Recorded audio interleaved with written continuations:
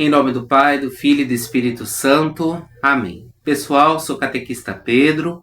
Hoje a gente vai dar continuidade ao estudo da composição da Santa Missa. Hoje a gente vai estudar a liturgia eucarística e ritos finais.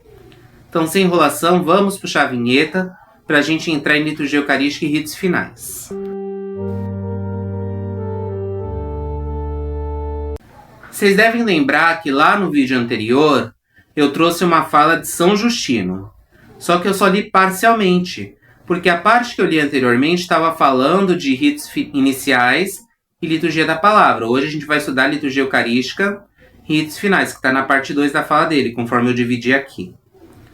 O que ele está falando acerca de liturgia eucarística e ritos finais aqui, pessoal? Prestem atenção. Quando as orações terminaram, nos saudamos uns aos outros com um beijo.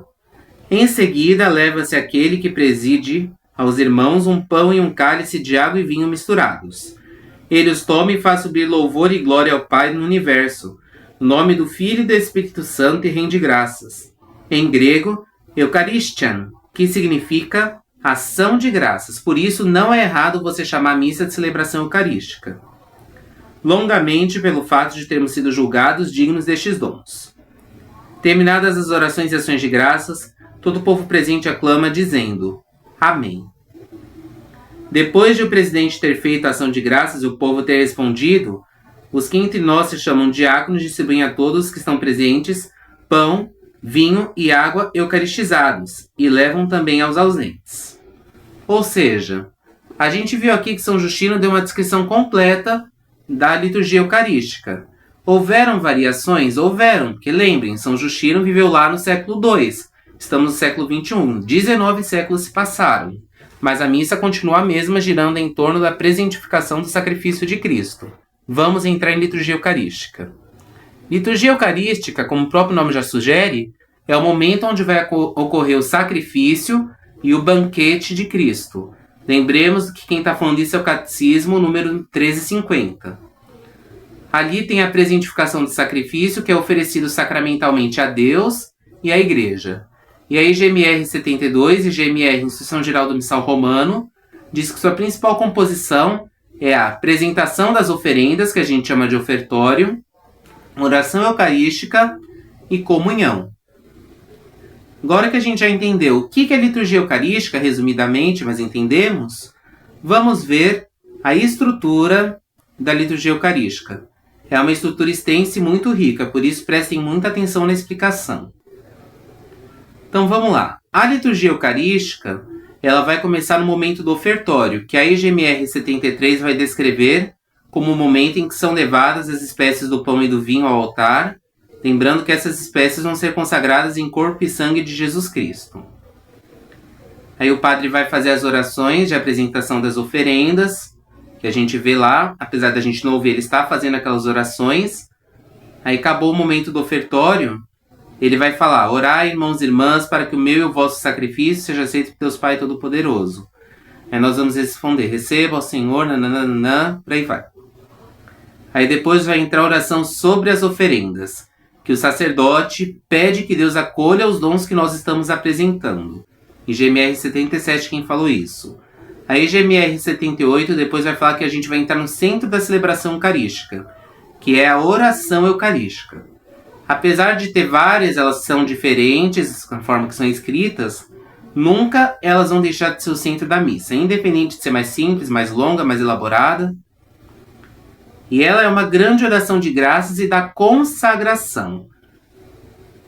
Dentro da oração eucarística, o seu ponto basilar, o centro, é o momento da epiclese. Epiclese que significa invocação do Espírito Santo. Que o padre fala: santificai, ou então enviai, que é a invocação do Espírito Santo para que aquelas oferendas deixem de ser pão e vinho e se tornem corpo e sangue de Cristo, apesar de permanecer no físico de pão e vinho. Nesse momento vai ocorrer a transubstanciação. Transubstanciação, que é o resultado da junção de duas palavras. Trans significa mudar. Substanciação vem de substância, ou seja, mudança de substâncias. Nesse momento, vale lembrar que o padre não age por conta própria. Ele está agindo em persona Christi. O que é em persona Christi? Pessoa de Cristo, ou seja, é Cristo que está agindo nele. Acabou a epiclese, a consagração, vai acontecer a anamnese. A anamnese que nós fazemos a memória da paixão, morte, ressurreição e ascensão de Jesus. Que é logo no momento que a gente levanta que o padre fala, celebrando, pois, ou variando, dependendo da oração eucarística. Aí depois vai haver a oblação, que o padre vai oferecer à vítima santa, que é Cristo, que está presente no pão e no vinho consagrados. Ou seja, apesar de não ter mudado no físico, ele está ali presente.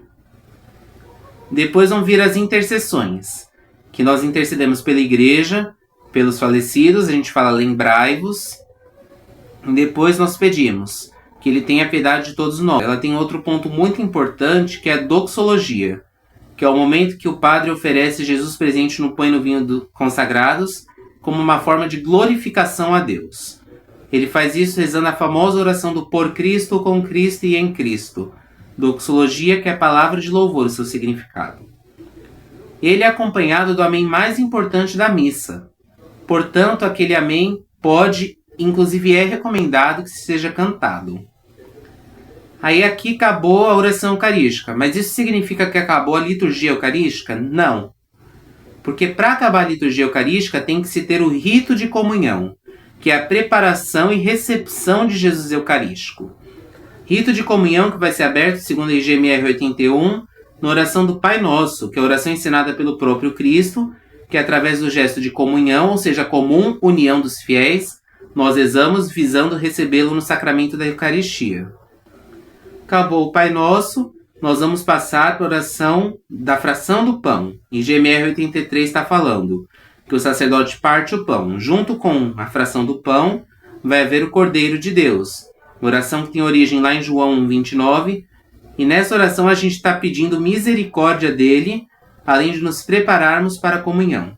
Lembra que a gente fala, tende piedade de nós, 2 vezes, aí depois dá-nos a paz. Pedimos a paz dele.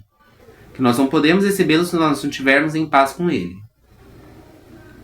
Aí depois a IGMR 84 e 86 vai falar da recepção de Cristo na Eucaristia. A gente não está recebendo um pãozinho qualquer. A gente não está recebendo só o corpo, muito importante ressaltar. Estamos recebendo em corpo, sangue, alma e divindade.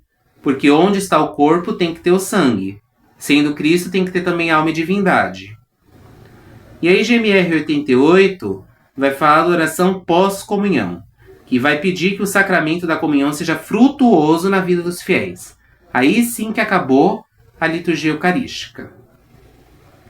Indo agora para os ritos finais, que conclui a nossa celebração e tem também o envio. A IGMR 90 vai apresentar os ritos finais com esta composição. Os avisos breves, que são comunicações necessárias. É comunicação necessária sobre os eventos da paróquia, uma celebração especial, por aí vai. Depois dos avisos tem a bênção final, que o sacerdote abençoa o povo em nome da Santíssima Trindade. Depois vai ter a despedida com o envio, que o diácono, ou sacerdote, ou bispo, seja lá quem for que esteja celebrando, vai enviar o povo em missão, dizendo, ide em paz, que o Senhor vos acompanhe. Ou seja, a missa nos deixa uma missão, que é levar o que a gente aprendeu lá. A gente não pode sair da missa do mesmo jeito que a gente entrou. E terminando vai ter a procissão de saída. Enquanto a equipe de celebração deixa o presbitério, a assembleia deixa o templo, simbolizando nossa saída pelo mundo, levando Jesus às pessoas. Então é isso, pessoal. Esses 2 vídeos foram nossa formação sobre a formação da Santa Missa. Espero muito ter ajudado vocês a entender. Tenho muito mais a ensinar. Vou trazer nos próximos meses mais catequese, mais coisas legais aqui pra gente, tá bom? Então, um abraço, queridos. Deus abençoe.